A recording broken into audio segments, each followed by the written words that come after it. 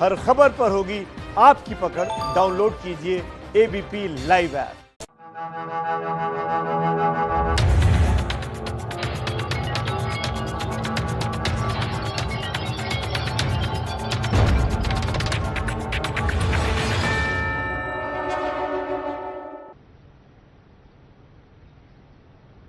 4:58 हो रहे हैं। 5 बजे ये जो बैठक है सर्वदलीय ये शुरू हो जाएगी। और याद रखिए कोरोना काल में ये बैठक कहीं किसी एक जगह पर वेन्यू पर नहीं होने वाली है, बल्कि प्रधानमंत्री नरेंद्र मोदी जैसे सीएम्स के साथ बैठक करते थे वैसे ही सर्वदलीय ये बैठक होने वाली है।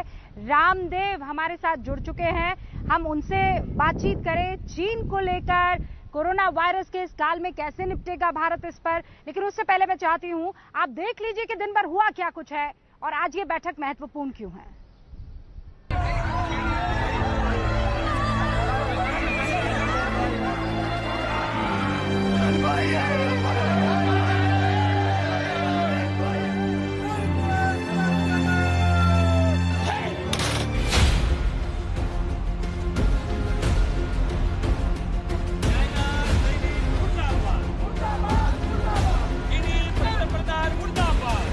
चीन के खिलाफ देश भर में गुस्से की लहर है और इसी गुस्से के बीच चीन से निपटने के लिए देश को भरोसे में लिया जा रहा है। 15 राजनीतिक पार्टियों के नेताओं से पीएम मोदी वीडियो कॉन्फ्रेंसिंग के जरिए संवाद कर रहे हैं, लेकिन चीन पर एकजुटता की कोशिश से पहले ही राजनीतिक दलों में दरार पड़ गई है। चीन को लेकर सरकार पर सच छुपाने के आरोप लग रहे हैं। पहले कहा गया हमारे 3 जवान शहीद हुए हैं, फिर बताया गया हमारे 20 जवान शहीद हुए हैं। केंद्र की भाजपा सरकार देश से झूठ क्यों बोल रही है? ये देश की जनता के साथ एक विश्वासघात है। एक भी उनका जवान मरा नहीं, सारे हमारे मरे। उनको लड़ने का मौका ही नहीं मिला। उनके हाथ में लाठी देते हो, क्या आरएसएस की शाखा है? तो यहाँ सैनिकों को क्यों भेजते हो? आरएसएस के लोगों को वहाँ भेजिए लाठी लेके, वो बॉर्डर का ये करेंगे, सुरक्षा करेंगे। विपक्ष जहां सरकार पर प्रहार कर रहा है, वहीं बीजेपी कांग्रेस को घेर रही है। करगिल में कांग्रेस के एक पार्षद का देश विरोधी ऑडियो वायरल होने के बाद बीजेपी ने कांग्रेस को निशाने पर लिया। फायरिंग क्या, वो तो सामने आके पहले मारते हैं, इसके बाद जमीन पे लेटाते हैं, इसके बाद गोली मारते जाते हैं। उनके साथ जो बात कर रहा है वो कौन है? वो क्या उसका पाकिस्तान के साथ लिंक है? क्या उसका चाइना के साथ लिंक है? क्या कॉन्स्पिरेसी चल रहा है? चाइना तेरी मनमानी, चाइना सैनिक मुर्दाबाद। सवाल उठता है कि जब देश की जनता चीन के खिलाफ पूरी तरह एकजुट है, उस वक्त राजनीतिक दल क्यों बिखरे हुए हैं? चीन के खिलाफ अलग अलग आवाज में बात करने से क्या चीन को मदद नहीं मिलेगी? मैं आपको ये बता देना चाहती हूं कि इस वक्त हमारे साथ एक्सक्लूसिवली बाबा रामदेव जुड़ चुके हैं। न सिर्फ योग बल्कि स्वदेशी ये जो मंत्र है उस पर लगातार प्रखर रहे हैं, मुखर रहे हैं और बाकायदा स्वदेशी का ये मंत्र हर घर तक पहुंचाने की जिम्मेदारी भी उठाई है। दूसरा, चीन को लेकर हमें क्या कुछ करना चाहिए और किस किस मोर्चे पर करना चाहिए, बाबा रामदेव लगातार एबीपी न्यूज के साथ जुड़े रहे हैं इस मुहिम में, एक बार फिर से जुड़ चुके हैं। लेकिन बाबा रामदेव से बात करने से पहले बता दूं कि बाकी और मेहमान हमारे साथ जुड़ चुके हैं। जो कुछ भी वहां सर्वदलीय बैठक में चल रहा है वो वहां पर हमारे रिपोर्टर्स नजर बनाए हुए हैं। कुछ भी ऐसा होता है या कोई बड़ी खबर आती है तो यकीन मानिएगा सबसे पहले एबीपी न्यूज पर आपको देखने को मिलेगा। बाबा रामदेव, बहुत बहुत स्वागत है आपका एबीपी न्यूज पर। मेरे ख्याल से चीन को लेकर ये तीसरी मर्तबा है जब हम आपसे बातचीत कर रहे हैं, लेकिन चीन है कि मानता नहीं है। आज 20 पार्टियां बाबा रामदेव मुलाकात करने वाली हैं, इस पर मंथन और चिंतन होने वाला है। आपको क्या लगता है क्या निकल कर आएगा इससे?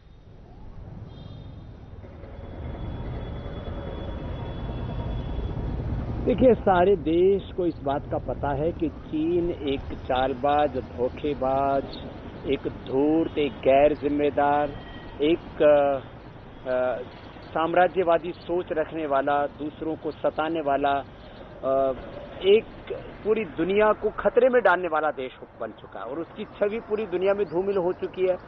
मैंने पहले भी कहा था, कूटनीतिक तौर पर तो पूरी दुनिया से अलग थलग वैसे हो चुका है और ज्यादा हमें करना पड़ेगा चाइना को।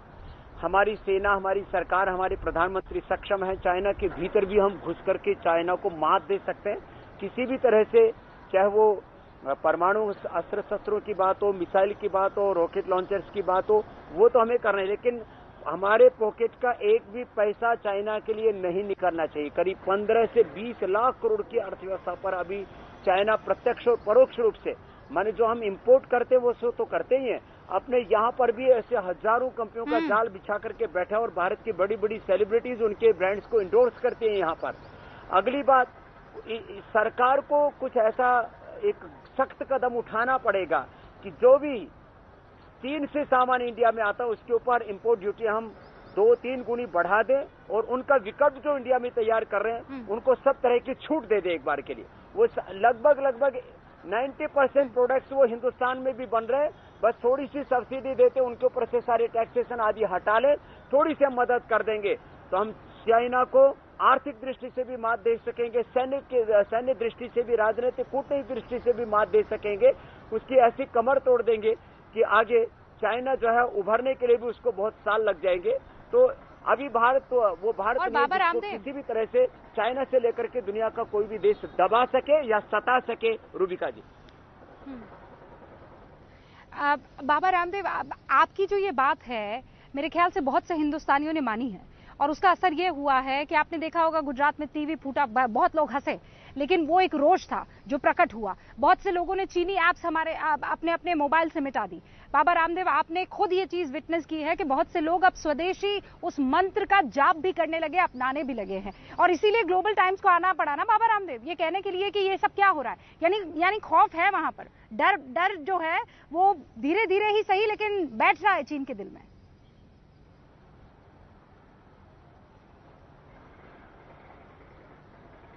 देखो रूबिका जी, इसके लिए हमें एक बहुत दीर्घकालिक रणनीति के तहत काम करना पड़ेगा। जैसे हमें गांव की पृष्ठभूमि से आए, लेकिन हमने यूनिलीवर का लीवर बैठा रखा है, हमने कोलगेट के गेट बंद करने की तैयारी कर रखी है, नेस्ले का भी पंछी काफी उड़ा दिए, थोड़े बहुत बचे हैं वो भी उड़ने वाले।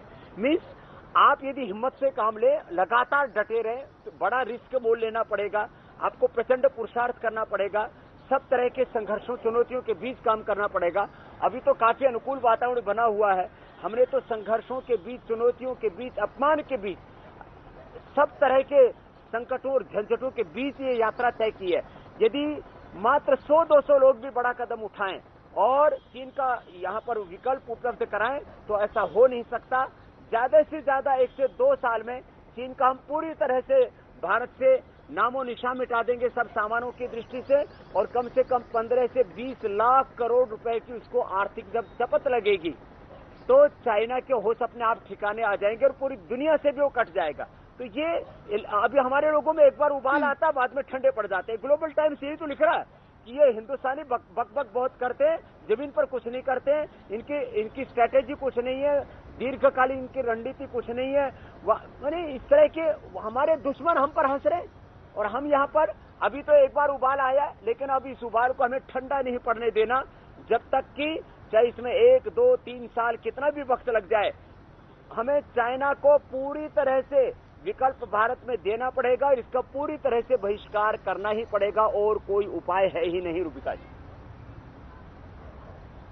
बाबा रामदेव, ये तो आपने कहा कि हम अपने तौर पर, आर्थिक तौर पर कैसे चीन का मुंह बंद कर सकते हैं या चीन के ड्रैगन का गला दबा सकते हैं, लेकिन वो जो कुछ भी LAC पर हो रहा है बाबा रामदेव, उस पर बाबा आपके विचार क्या है? क्योंकि विपक्ष ये आरोप लगा रहा है कि कुछ भी समझ नहीं आ रहा है, सरकार कुछ छुपा रही है। पहले ये कहा गया कि झड़प हुई, फिर कहा गया 3 लोगों की शहादत की खबर है, फिर ये आंकड़ा बढ़कर 20 हो गया, फिर ये खबर आई कि 10 जो हमारे जवान हैं वो चीनी कब्जे में थे, उनको छोड़ा गया है। स्थिति बिल्कुल साफ नहीं दिखाई दे रही है, विपक्ष का ये आरोप है, आप क्या कहेंगे?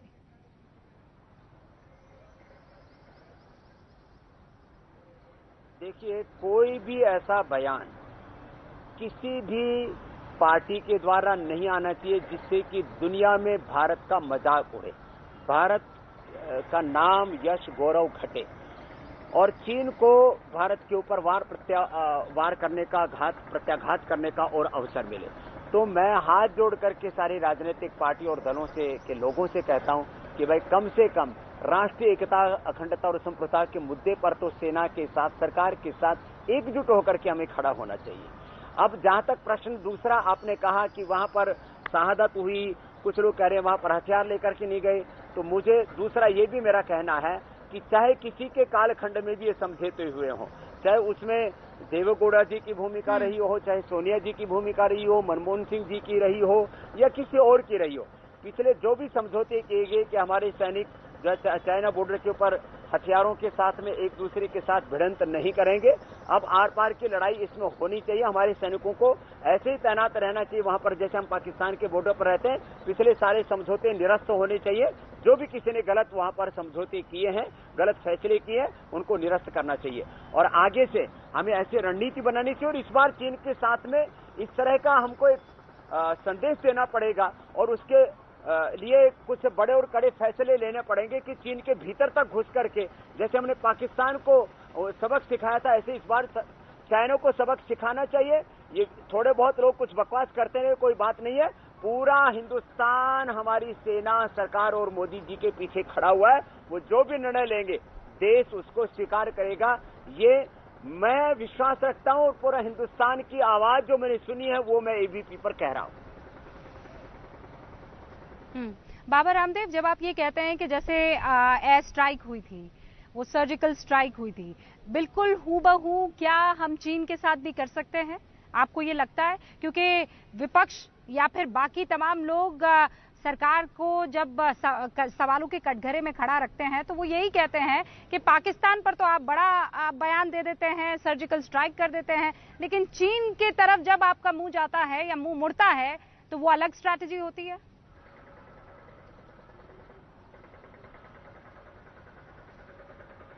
देखिए, रणनीति क्या होगी हमारी, कूटनीति क्या होगी हमारी, ये कोई कहने की बातें तो नहीं होती हैं, लेकिन कुछ ऐसा जरूर करना चाहिए। यदि हमारे 20 मरे, यदि हमारे 20 सैनिकों की शहादत हुई तो उनके कम से कम हमको 100-200 तक उनके सैनिकों को भी हमें वही उनका अंत करना होगा जो करना चाहिए अपने दुश्मन देश के साथ। कभी चीन भारत का मित्र नहीं हो सकता। ये हिंदी चीनी भाई भाई के ये झूठे नारे लगने बंद होने चाहिए। चीन हमेशा से भारत के साथ धोखा, विश्वासघात, छल करता रहा है और आगे भी करेगा, क्योंकि उसमें मानवीयता नाम का तत्व नहीं है, उसमें आध्यात्मिकता का नाम का तत्व नहीं है। और एक वक्त तो था आज से हजारों साल पहले जब आधे चीन तक भारत का साम्राज्य था। अभी हम यदि ऐसा भी कदम उठाना पड़े कि जो मानसरोवर से लेकर के तिब्बत से लेकर के पूरे वहां पर भी हमें अलग अलग तरह की कूटनीति, राजनीति अपना करके वहां पर भी बगावत करनी चाहिए। अपना कैलाश मानसरोवर, अक्षय चीन से लेकर के तिब्बत और तिब्बत से भी आगे तक हमें जाना चाहिए। इसके लिए जो भी रणनीति बनाए सरकार, पूरा देश उनके पीछे खड़ा हुआ है। ये बहुत गंभीर मसला है, लेकिन इस बार हमें इस तरह से पीछे नहीं हटना चाहिए, क्योंकि जो हिमाकत की है चाइना ने, ये बहुत लंबे अरसे के बाद की है। और यदि हम इस बार कुछ जवाब नहीं दिए तो पूरी दुनिया में भारत की तौहीन होगी, जो ठीक नहीं। बाबा रामदेव, चीन के बारे में आप जितना पढ़ते हैं, जो बात अभी कह रहे थे कि इसका कोई कैरेक्टर ही नहीं है, ये बहुत धूर्त किस्म का देश है, आप बिल्कुल सही कर रहे हैं। अब 6 देशों में इस चीन ने जो अपनी विस्तारवादी नीति से कोहराम मचाया हुआ है, आप जानकर हैरान रह जाएंगे बाबा रामदेव। लगभग 41 लाख स्क्वायर किलोमीटर की जमीन पर कब्जा कर दिया है चीन में, उनमें से कुछ हजार किलोमीटर हमारी भी है। क्या लगता है अब करना क्या चाहिए? आप कह रहे हैं कि आर्थिक तौर पर उनकी रीढ़ की हड्डी तोड़ देनी चाहिए, कर दिया जाएगा, लेकिन क्या अब हिंदुस्तान को कोई और कदम भी उठाना होगा?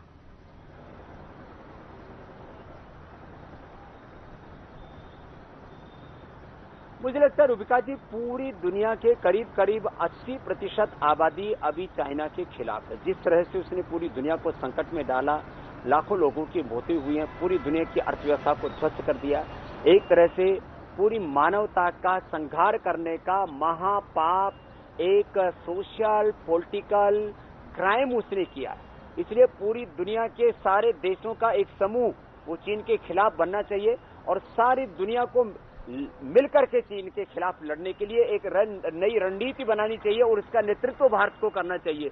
इस तरह का एक वातावरण पूरी दुनिया के अंदर भारत को बनाने के लिए प्रयत्न करना होगा और मोदी जी उसमें सक्षम है, क्योंकि दुनिया के सभी देश आज मोदी जी का सम्मान करते हैं और भारत की ताकत को सारी दुनिया जानती है। इसलिए पूरी दुनिया से अलग करना पड़ेगा चीन को, और उसको करने में भारत सक्षम है, मोदी जी सक्षम है, ये सरकार सक्षम है। मुझे लगता है इस मुद्दे के ऊपर विपक्ष के लोगों को भी किसी भी तरह की गैर जिम्मेदाराना बयानबाजी नहीं करनी चाहिए। और जो हमारे हिंदुस्तान में लेनिन, मार्क्स और माओवी के जो चेले बैठे हुए हैं, वो आइडियोलॉजिकली चाहे माने लेनिन, मार्क्स, माओ को, वैसे हमारे यहाँ पर भी आइडियोलॉजी की कोई कमी नहीं है, लेकिन कम से कम उन लोगों को भी इस समय चीन का साथ नहीं देना चाहिए। और हमारे यहाँ पर कुछ ऐसे सो कोल्ड हमारे बच्चे हैं, यंगस्टर्स हैं, वो कई मुद्दों के ऊपर अपने आप को लेफ्ट आइडियोलॉजी का कहने में प्राइड फील करते हैं। उन लोगों को भी थोड़े दिनों तक ये लेफ्ट राइट बंद करके अब हम हिंदुस्तानी हैं इस प्राइड के साथ जीना चाहिए। बहुत ही शानदार बाबा रामदेव, मुझे लगता है कि आपकी ये बात जो है बहुतों को चीरेगी, बहुतों को परेशान करेगी, क्योंकि यहाँ जो एजेंडा चल रहा है ना, उस एजेंडे में आप देश हित भूल जाते हैं। कभी दलहित ऊपर आ जाता है, कभी जो आइडियोलॉजी है वो ऊपर आ जाती है, कभी कभी टशन और ट्रेंड ही ऊपर आ जाता है। लेकिन आप समझना होगा, क्योंकि हिंदुस्तान किसी से कम नहीं है और हम हिंदुस्तानी हैं, ये सबसे पहले और सबसे प्राथमिक तौर पर जहन में होना चाहिए। बाबा रामदेव, बहुत बहुत शुक्रिया हमसे बातचीत करने के लिए और चीन पर अपना रुख इतना तगड़े रूप से रखने के लिए। हमारे साथ लेफ्टिनेंट जनरल शंकर प्रसाद मौजूद हैं, पूर्व हमारे साथ में लेफ्टिनेंट जनरल संजय सोई साहब मौजूद हैं रक्षा विशेषज्ञ के तौर पर, और संबित पात्रा और रोहन गुप्ता। मैं वक्त जाया नहीं करूंगी, आप सब जानते हैं कि आज हम किस पर चर्चा कर रहे हैं। शुरुआती रिएक्शन मैं चाहती हूँ संबित पात्रा आप दे। सर्वदलीय बैठक चल रही है, आज लेह में हमने देखा हमारे लड़ाकू विमान गश्त लगा रहे थे, हमारे वायुसेना प्रमुख वहां पर पहुंच गए हैं, क्या खबर है? देखिए, पहली बात तो मैं रामदेव बाबा को सुन रहा था और बाबा रामदेव ने जो लास्ट में कुछ फ्रेजेस कहे हैं, मैं उनको सैल्यूट करता हूँ। बहुत ज्ञानी है बाबा रामदेव, और थैंक यू, आपने इतना बढ़िया इंटरव्यू भी किया। जहां तक सर्वदलीय बैठक का सवाल है, 5 बजे सर्वदलीय बैठक आरंभ हो चुकी है। जैसा कि आपने ही बताया कि 20 पॉलिटिकल पार्टीज उसमें हिस्सा ले रही हैं। कुछ पॉलिटिकल पार्टीज नाराज हैं क्योंकि एक क्राइटेरिया बनाया गया है, और मैं स्पष्टतः वो क्राइटेरिया आपके चैनल के माध्यम से बताना भी चाहूंगा। क्राइटेरिया है कि वह political party national political party होनी चाहिए। हम जान लें कि देश में 8 ऐसी नेशनल पॉलिटिकल पार्टी हैं और ये इलेक्शन कमीशन ग्रांट करता है। दूसरी बात है कि उस पॉलिटिकल पार्टी के 5 से अधिक लोकसभा या राज्यसभा सांसद, उनके सांसद हमारे पार्लियामेंट में 5 से अधिक होने चाहिए। थर्ड है कि आपके कम भी सांसद हो और आप कोई यूनियन मिनिस्टर हो तो आप एलिजिबल हैं। और फोर्थ क्राइटेरिया है कि आप अगर कोई भी लीडिंग पार्टी है नॉर्थ ईस्ट के, क्योंकि पूरा विषय नॉर्थ ईस्ट को लेकर है, तो आप उस क्राइटेरिया में फिट बैठते हैं। इस क्राइटेरिया के अंतर्गत 20 पॉलिटिकल पार्टीज आज इकट्ठे हुई हैं। प्रधानमंत्री और उनके बीच में भी शायद वार्तालाप चल रही होगी, और सबसे सुखद विषय है, मुझे लगता है कि सभी पॉलिटिकल पार्टीज मिलकर एक अच्छे निर्णय पर पहुंचेगी और ये तू मैं में रुकेगा। ओके, एक अच्छे निर्णय पर पहुंचेगी रोहन गुप्ता, तू मैं में रुक जाएगी, क्या ये उम्मीद की जा सकती है? सबसे पहले 100% हम कर सकते थे, कब कर सकते थे? जब 40 दिन पहले, 45 दिन पहले, जब सब लोग बोलते थे सरकार को कि प्लीज बताइए क्या हो रहा है। हर एक्सपर्ट के भी रिपोर्ट आ रहे थे, कई बीच बीच में रक्षा मंत्री भी प्रचार के दौरान बोलते थे कि चाइना हमारी बॉर्डर में घुसा है। यहाँ पे मुद्दा क्या है रूबिका जी? आपने पहले बताया कि बात राजनीति की नहीं है। अगर हम कोई परिस्थिति को साथ में मिलकर रोक सकते थे, अगर हम मिलकर पहले ये बात करते, और अगर हम हमारे सैनिकों की जान बचा सकते थे, उसमें क्या गलत था? हमारा सवाल सिर्फ इतना है, क्यों सरकार सुनती नहीं है? समय से क्यों नहीं सुनती? क्यों आप लोगों को 45 दिन लगे ये मीटिंग बुलाने में? जब सारे लोग सवाल पूछते थे, सब चंगा थी, ये गलत बात। अगर आप जानते हैं चाइना जैसा देश पूरे विश्व में नहीं है, सबसे जो धोखेबाज देश करें उस प्रकार का देश चाइना, ये मेरा मानना है। 18 बार हमारे प्रधानमंत्री जी चाइनीज प्रेसिडेंट को मिले, जुलाए, उनके साथ घूमे, फोटोशॉप किया, सब किया। देश की अपेक्षा क्या थी? आज अगर आप पूरा देश का जो इतिहास देखें आजादी के बाद रूबिका जी, उसमें सबसे ज्यादा अगर चाइना के साथ किसी ने रिलेशन बनाया वो मोदी जी ने बनाया। कहीं न कहीं ये अपेक्षा थी कि अगर इस प्रकार की परिस्थिति होती है, मोदी जी जो हमेशा +1 की बात करते हैं, ये अपेक्षा थी देश की। देश ने भरोसा किया मोदी जी की बात पे, पूरे देश ने कभी पहले चाइना पे भरोसा नहीं किया। भरोसा करने का क्या फल मिला? हमारे 20 जवान शहीद होते हैं। शहीदी की तो बात एक है, जिस बर्बरता से उनको मारा गया, पूरा देश माफ नहीं कर सकता है चाइना को। और रूबिका जी, और एक चीज, हम कब तक बदले की बात करेंगे? कोई हमको मार के चला गया, हम बदले की बात कर रहे हैं। किसी ने हमको मार दिया, अरे भाई साहब, ये बदला नहीं होना चाहिए। अगर हम बोलते हैं कि हमारी छत पर नीचे, किसी की हिम्मत नहीं होनी चाहिए कि भारत की सरजमीन पर अपनी नजर डाले। ये भारत होना चाहिए। और तो रोहन गुप्ता, आप ये कह रहे हैं कि आपने बहुत पहले आगाह कर लिया था। सुन आप लीजिए, लोगों ने आगाह नहीं, सवाल एक सेकंड, आप जानते हैं, आप नहीं, आप ये कह रहे हैं ना कि हमने आगाह किया, और अगर पहले जाग जाती सरकार तो शायद हम अपने 20 जवान ना खोते। मेरे साथ 2 रक्षा विशेषज्ञ भी हैं। मैं जानती हूँ संबित पात्रा आप जवाब देना चाहते हैं, लेकिन उससे पहले मेरे दोनों और मेहमानों से, क्योंकि आप चारों ने बहुत इंतजार किया है। Okay 10 second. हाँ रोहन जी, पहले रोहन जी, आप लोग सब डिबेट में बैठते हैं, आप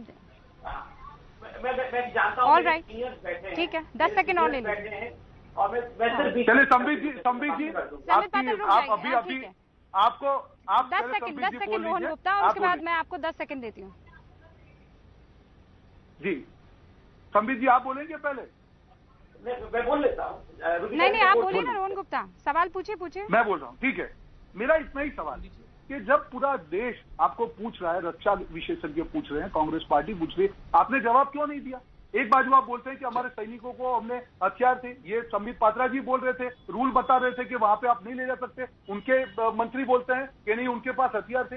एक वीडियो आया है आज रूबिका जी, एक सैनिक के पिता का एक वीडियो है जिसमें कहा जाता है, जो पुत्र से उनकी बात हुई उनका उन्होंने ब्यौरा दिया है कि मेरे पुत्र ने कहा कि हमारे पास कोई हथियार नहीं थे, वो लोग थे और हमको बुरी तरह से मारा गया। मेरा सिर्फ इतना सवाल है, जब पूरा देश आप पे भरोसा करता है और अगर चाइना भरोसा तोड़ता है, हमारे 20 जवान मारता है, कब तक हम लाल की बात करेंगे? दिखता क्यों नहीं? आपकी भाषण की बातें एक्शन में क्यों नहीं? आप एक वीडियो की बात कर रहे हैं, करगिल के पार्षद का एक ऑडियो भी वायरल हो रहा है, उसका भी जवाब वो तो बड़ा मजे ले रहे हैं। वो तो बिल्कुल, वो तो 200 लोगों 200 सैनिकों के मारे जाने की खबर, मतलब चटखारे ले लेकर ये क्या शोभा देता है? अब आप कहेंगे कि उसका हमसे कोई वास्ता नहीं है, ठीक है? नहीं, एक सेकंड, क्योंकि आपने वीडियो की बात की रोहन गुप्ता, इसीलिए मैं ऑडियो की आपको याद दिला रही हूँ। संबित पात्रा जल्दी से, चूंकि मैंने वादा किया ना रोहन जी, वादा किया ना मैंने कि 10 सेकंड आपको और 10 सेकंड संबित पात्रा को। मेरे 2 और रक्षा विशेषज्ञ सीनियर मेहमान बैठे हैं सर, उनकी बात भी देश सुनना चाहता है। संबित पात्रा जल्दी से। देखिए, मैं बहुत सिंपली, मैं लड़ना नहीं चाहता हूं, मगर चूंकि सवाल पूछा गया और कल से ये बार बार कहा जा रहा है कि प्रधानमंत्री 18 बार चले गए चाइना, उन्होंने झूला दिया, उसका नतीजा क्या? तो देखिए, वो तो प्रधानमंत्री थे, डिप्लोमेटिकली किया।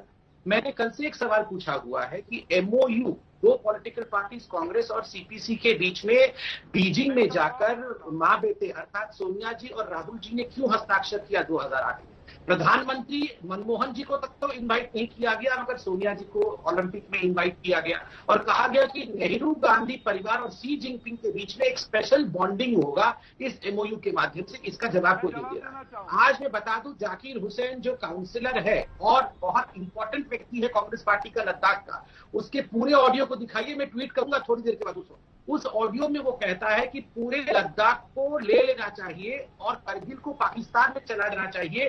तब एक गाली देकर बीफ गाली देकर कहता है कि तब ये सवाल का जवाब नहीं है कि क्यों हमारे सैनिक मरे।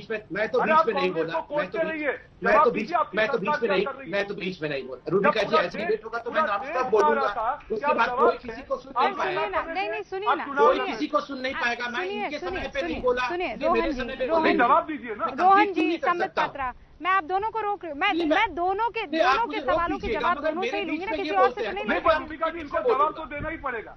मैं रोहन जी, मैं आगाह करता हूँ कि आपके बीच में अब मैं लगातार बोलूंगा, दोनों से है ना, लगातार बोलूंगा आपके बीच में। आप लगातार मैं आपके बीच में बोलूंगा। अब ये डिबेट ऐसे ही होगा, लगातार मैं बीच में बोलूंगा। हम कितने गंभीर मुद्दे पर चर्चा कर रहे हैं। रोहन गुप्ता, संबित पात्रा, 2 मिनट रुक जाइए, 2 मिनट रुक जाइए सर, रुक जाइए, हाँ रुक जाइए। आप दोनों को रोक रही हूँ मैंने आपका मान सम्मान दोनों रखा, आप मेरा भी तो मान सम्मान रखिए ना। मैंने कहा 10-10 सेकंड और उसके बाद मेरे 2 और मेहमान। रोहन जी, आपके सवालों का जवाब संबित पात्रा ही देंगे और कौन दे सकता है? संबित पात्रा आपके जवाब रोहन गुप्ता को ही देने। अब 1 सेकंड रुक जाइए, मेरे जो बाकी मेहमान हैं जरा उनसे एक रिएक्शन ले लूं, उसके बाद आप दोनों जो भी कहना चाहें कह सकते हैं, you are free to do it. अब मैं आगे बढ़ना चाहती हूं और लेफ्टिनेंट जनरल शंकर प्रसाद भी हमारे साथ बने हुए हैं। लेफ्टिनेंट जनरल प्रसाद, ये जो रोहन गुप्ता कह रहे हैं कि अगर हमने थोड़ी स्ट्रैटेजी पहले बनाई होती तो हमारे 20 जवान आज शहीद नहीं हुए होते, मैं आपके मुंह से सुनना चाहती हूँ, क्या ऐसा हो सकता था? इसका जवाब मैं नहीं दूंगा, इसका जवाब संबित पात्रा जी देंगे। मेरे से आप मिलिट्री की बात करेंगे तो मिलिट्री की बात मैं करने को तैयार हूं। इस किस्म के सवालों का जवाब देने के लिए मैं तैयार नहीं हूं कि जो ऑपोजिशन में बैठे हैं, जिन्हें कुछ खबर नहीं है, जिनके पास कोई इंटेलिजेंस एजेंसी नहीं है, जिनके पास कोई मिलिट्री इनपुट नहीं है, जिनके पास कोई सैटेलाइट पिक्चर नहीं है, जिनके पास किसी किस्म की कोई इन्फॉर्मेशन नहीं है, अगर वो स्ट्रैटेजी बना के इन जवानों की मृत्यु को रोक सकते थे तो उनको बहुत बहुत कंग्रेचुलेशन। इस वाद विवाद में हमें मत फंसाइए, ये हमारा सब्जेक्ट नहीं है।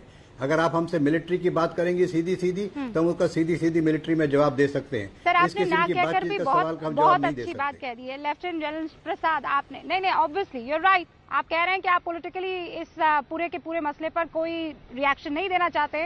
Well, good enough.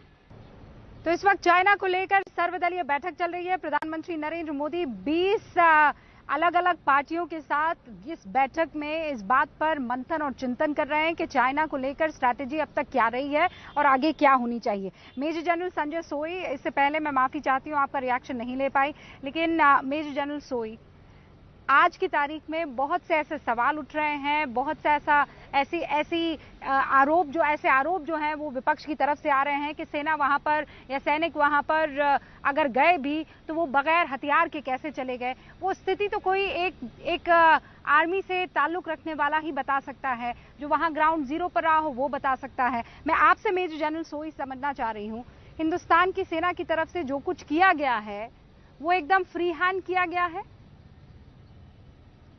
जी, ऐसा है कि जो जिस तरह से हालात डेवलप हुए हैं सबसे आप सब वाकिफ हैं कि कैसे पहले कोई भी जब गड़बड़ होती है सीमा पर, दोनों बहुत बड़ी शक्ति हैं, दुनिया के 2 सबसे बड़े पॉपुलस कंट्री हैं, तो पहले उसको बातचीत से हल करने की कोशिश की जाती है। आज भी जब सीमा के ऊपर विवाद काफी सालों से चल रहा है और इसके ऊपर जो संधि काफी पुरानी संधि है, जो कि जबकि था कि हथियार लेके नहीं जाना है। हालांकि एज ए सोल्जर जब मैं ये फील करता हूं कि हमें बचपन से जब से हमने फौज ज्वाइन की है हमें हथियार लेके जाना चाहिए। हथियार ही हमारा एक तरह शरीर का हिस्सा बन जाता है। तो अभी सरकार ने खुला हाथ दिया हुआ है कि किस प्रकार से फौज जिस प्रकार से डिसाइड करना है वो करेगी। तो ये जो संधि है ये पुरानी संधि थी, जबकि उसके हिसाब से हमको हथियार वहां पर जब मीटिंग होती थी हथियार नहीं ले जाने, ये उसके हिसाब से। हालांकि अब जैसा आप देख रहे हैं कि मीटिंग के बाद जिस प्रकार से कायराना हमला हुआ और हमारे 20 जवान शहीद हुए, लेकिन बिहार रेजिमेंट और पंजाब रेजिमेंट के जवानों ने जिस तरह से धोखा होते हुए भी, अचानक सरप्राइज होते हुए भी जिस प्रकार से जवाब दिया, 40 से ज्यादा जवान उनके मार दिए, ये जाहिर करता है कि हमारी फौज किसी तरह से कम नहीं है, किसी तरह से जवाब देने के लिए तैयार है। आज भी जो प्रैक्टिस हो रही है वहां पे एयरक्राफ्ट उड़ रहे हैं, जिस प्रकार से मूवमेंट हो रही है फौज की, तो यहाँ पर हमने दबे नहीं है। यहाँ पर मैं एक सरकार की जो है, क्योंकि फौज हमेशा से आक्रामक रही है, लेकिन सरकार की जो नीति है 5-6 साल से वो चेंज हुई है। अब रिएक्टिव की वजह अभी हम प्रोएक्टिव हो गए और दबने वाले नहीं। अगर किसी ने 1 इंच हमारी तरफ करते हैं 10 इंच लेने को तैयार है उसकी तरफ। रोहन गुप्ता जी, ये एक आर्मी पर्सनल है जो मुखातिब हो रहे हैं, अभी भी आप कहेंगे कि सरकार की स्ट्रैटेजी गलत है? देखिए रूबिका जी, आर्मी के जो प्रोफेशन है उनको सैल्यूट करते हैं, उनके साथ डिस्कशन की बात नहीं। मैं सिर्फ ये कहना, मैं देश के नागरिक के तौर पे आज ये बात करता हूँ, राजनीतिक पार्टी के तौर पे मैं ये सिर्फ कहना चाहता हूँ कि हमने देखा कि हमारे सैनिकों को मारा जाता है पहले, फिर हम बोलते हैं, प्रधानमंत्री जी आके बोलते हैं कि अगर हमको कोई उकसाएगा, मुझे बताइए जिस बर्बरता से हमारे सैनिकों को मारा गया उससे ज्यादा उकसाना क्या हो सकता है? मैं सिर्फ नागरिक के नाते ये कहना कि जब प्रधानमंत्री जी लाल आंख और 56 इंच की बात करें, वो लाल आंख ऐसी होनी चाहिए किसी की हिम्मत ना। तो आप क्या डिमांड कर रहे हैं? महत्वपूर्ण चीज आप क्या डिमांड करें? मतलब आज सोनिया गांधी उस सर्वदलीय बैठक में, आप बताइए ना रोहन जी, क्या कहेंगी कि चाइना पर अटैक कर देना चाहिए? सोनिया जी, देखिए रूबिका जी, मुझे नहीं लगता है कि आप एक परिपक्व जो वो है एंकर, उसके हिसाब से आप ऐसी बात करें। आज जब हम लोग हम यहाँ पे टीवी में डिबेट में नहीं, आप मुझे बताइए ना, उकसाएंगे तो हम बदला लेंगे।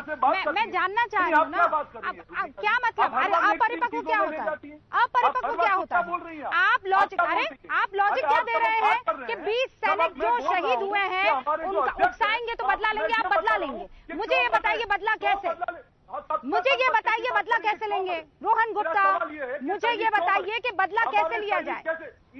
आप मुझे आप ये कह रहे हैं कि सैनिकों की शहादत का बदला लेना चाहिए। रोहन गुप्ता, मुझे ये बताइए बदला कैसे लिया जाए चीन से? बिल्कुल लेना कैसे? चाहिए, सरकार को ऐसा बदला लेना चाहिए कि हिम्मत कैसे?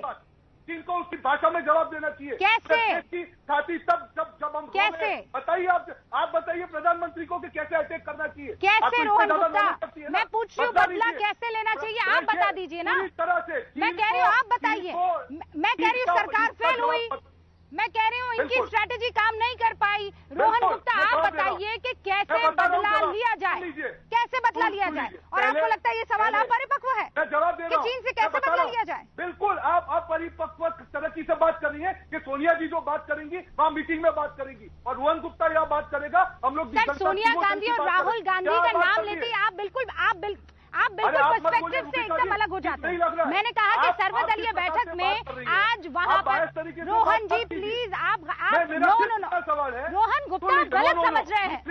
आप मुझे ये बताइए इसमें अपरिपक्व क्या हुआ? सोनिया गांधी का नाम ना लूं, सर्वदलीय बैठक में कौन शामिल हो रहा है? क्या बात कर रहे हैं आप? मैं कह रही हूँ वहाँ पर वो क्या एडवाइस देंगी, प्रधानमंत्री को क्या एडवाइस देंगी, इसमें अपरिपक्व क्या है? मैं बता रहा हूँ, सर्वदलीय बैठक में कांग्रेस की अध्यक्षा प्रधानमंत्री नरेंद्र मोदी को क्या एडवाइस देंगी, इसमें अपरिपक्व क्या है मुझे बताइए। मैं बताऊं, अपरिपक्व ये है आपकी बात में कि आप ये कहना चाह रही है कि हमारे सैनिकों की जान नहीं बच सकती थी। बताइए देश के सामने आप पूरा, अगर आप बोलना चाह रही है बताइए, जिस प्रकार से आप डिबेट कर रही हैं, आप ये कहना चाह रही है कि हम नहीं बचा सकते। मैं आ रहा हूँ, मैं ये बोल रहा हूं, आप मेरे सवाल से ना इधर होइए ना उधर होइए। मैं कह रही हूँ चीन से कैसे बदला लिया जाए, रोहन जी बता दीजिए मुझे। अगर 45 दिन पहले अगर ये मीटिंग होती, हम हमारे सैनिकों की जान बचा सकते थे, नंबर 1। दूसरी बात, जो बदला लेने की बात है, इस प्रकार का जवाब दे सरकार, कूटनैतिक हो, राजनीतिक हो, आर्थिक हो, वहां पे उसको घूस के मारने की बात हो, देश करके दिखाए। हम प्रधानमंत्री के साथ में बदला ऐसे लिया जाता है, बातें करने से बदला नहीं होता है। 56 इंच की जुबान नहीं, 56 इंच का सीना चाहिए देश को। आप क्या बात कर रही है?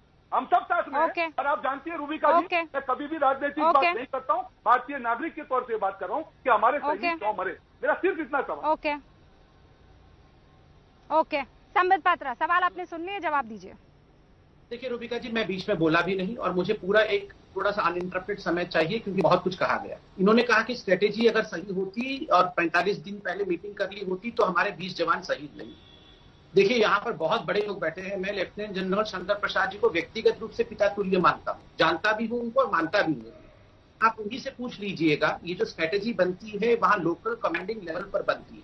ये कहना कि वहां पर जो लोकल कमांडर थे, संतोष बाबू जी को प्रणाम नमस्कार और सैल्यूट करता हूं मैं, कर्नल बाबू को, वो वहां पर लोकल कमांडर थे, उनकी स्ट्रेटेजी बनाने की क्षमता असीम थी। ये कहना कि उनकी स्ट्रेटेजी बनाने की क्षमता नहीं थी और इस कारण से लोग वहां पे शहीद हो गए, ये बहुत गलत बात है। दूसरी बात मैं कहना चाहूंगा, देखिए यहाँ पर बार बार कहा गया कि बदला लो बदला लो।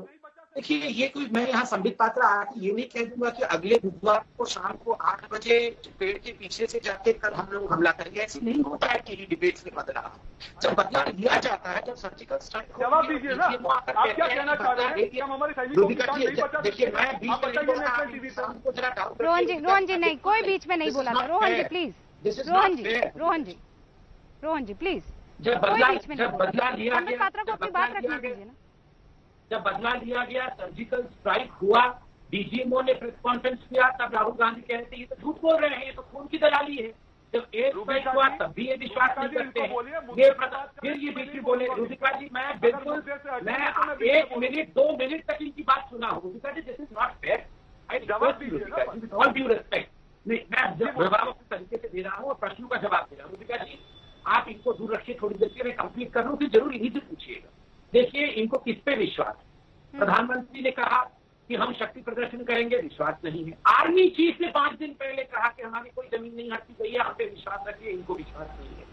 रक्षा मंत्री ने कहा, गृह मंत्री ने कहा, इनको विश्वास नहीं है। प्लीज रोहन गुप्ता जी, मैडम और बेटे को कहिए वो शी जिनपिंग से ही बात करिए। अगर इंडिया में किसी पे विश्वास नहीं, हम सब अपरिपक्व लोग हैं, हम सब बेकार लोग हैं, हम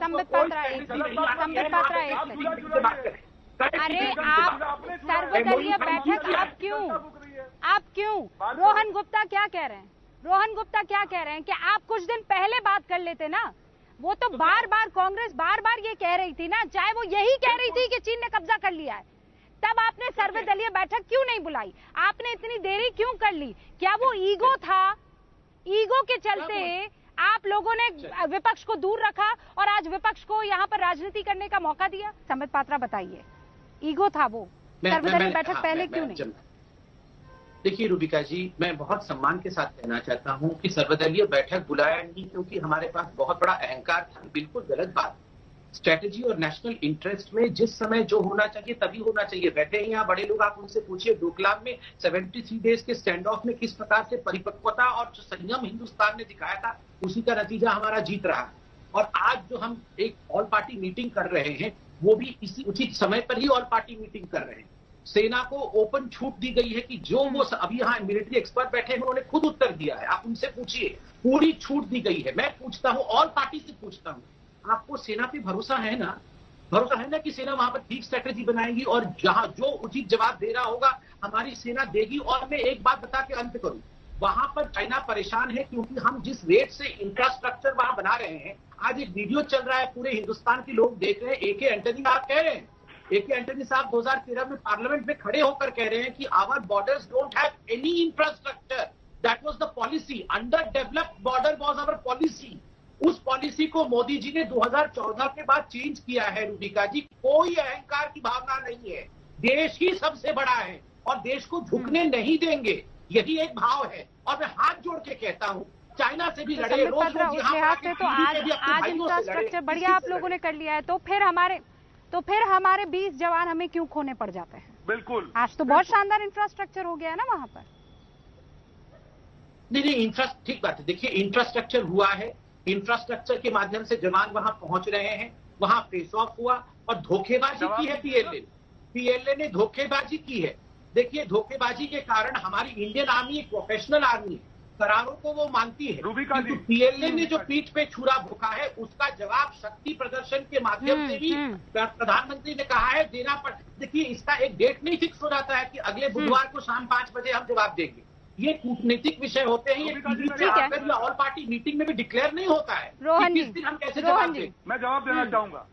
देखिए, इन्होंने अच्छी बात की, धोखे की बात की, मैं बिल्कुल मानता हूं कि चीन धोखेबाज है। और इनके नेता शिवराज चौहान ने 2016 में बोला कि हमारे और जो चीनी कम्युनिस्ट पार्टी में काफी समानता है। समानता ये है कि चीनी कम्युनिस्ट पार्टी ने भारत को धोखा दिया और भाजपा सैन्य को धोखा दे रहा है। सैन्य को धोखा कैसे दे रहा है? आप बात कर रहे हैं कि हमने आर्म्स नहीं दिए। अरे भाई साहब, जब लड़ने की बात आती है तब कोई रूल नहीं होता है, जान की बात आती है। मेरा सिर्फ वापस में पूछ के रूबिका जी, जो इनकी बात आ रही है, जो उनकी बात ही आ रही है कि हम हमारे सैनिकों की जान नहीं बचा सकते, मेरा उससे बीच में मत बोलिए। पात्रा जी, बीच में मत बोलिए, मैंने नहीं बोला था। रूबिका जी, सवाल ये है कि हमारे सैनिक कैसे मरे? ये भाजपा की विफलता से मरे, जो सैनिक के पिता है। मुझे कोई जवाब ये देगा कि सैनिक वहां पर हथियार क्यों नहीं ले जा सकते? ये किसने साइन किया था? ये डील किसने की थी? किसके टाइम की थी और क्यों थी? कोई बताएगा मुझे? कौन बता सकता है मुझे? लेफ्टिनेंट जनरल पनाग ने बोला है, वो जो ये लोग रूल दिखा रहे हैं, कागज दिखा रहे हैं, वो झूठ दिखा रहे हैं। That is for border management, that is not for emergency.